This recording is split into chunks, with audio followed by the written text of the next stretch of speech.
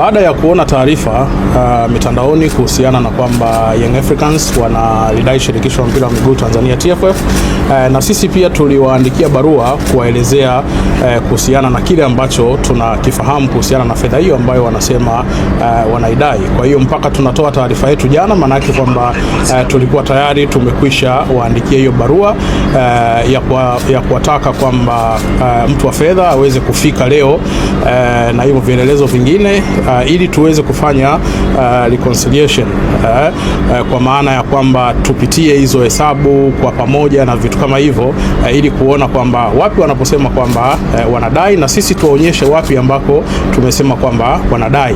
Lakini wamefika leo, na baada ya kufika wameleta tu barua, na baada ya hapo wameondoka, kwa maana kwamba hawakutaka kuzungumza kitu chochote, na wamesema kwamba hawako tayari kwa ajili ya mazungumzo. Na hata katibu mkuu wa TFF Kidau Wilfred alipotaka kuzungumza na CEO wa Young Africans Bwana Mtine, bado CEO alikataa kuzungumza na katibu mkuu wa TFF. Kwa hiyo TFF iko wazi kwamba kama wanasema wana madai, ofisi ipo na wafike ofisini kwa ajili ya hayo madai yote, kwa sababu sisi tunao uhakika, na ndio maana tulisema kwamba sisi tunawadai na vielelezo vyote vipo. Kwa hiyo wao wanataka tuendelee kuandikiana barua. Sasa hizi ni taasisi kubwa ambazo haiwezekani mkaishi kwa kuandikiana barua alafu mnaanza kuzisambaza huku kuzisambaza huku.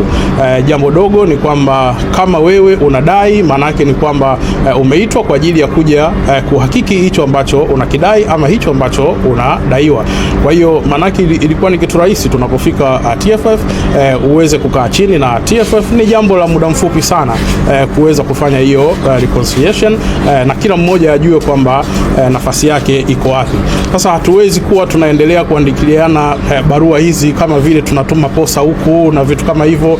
Haiwezekani jambo kama hili. Hizi ni taasisi ambazo kwa namna yoyote ni lazima ufanye kazi kwa namna ile ambayo inatakiwa, ambayo tumewaelekeza nini ambacho cha kufanya. Kwa hiyo wameondoka, wamesema kwamba hawako tayari kwa ajili ya kufanya jambo hilo, na mwisho wa siku wameacha barua tu. Pengine ndimbo barua mmepata kuisoma, inaeleza nini?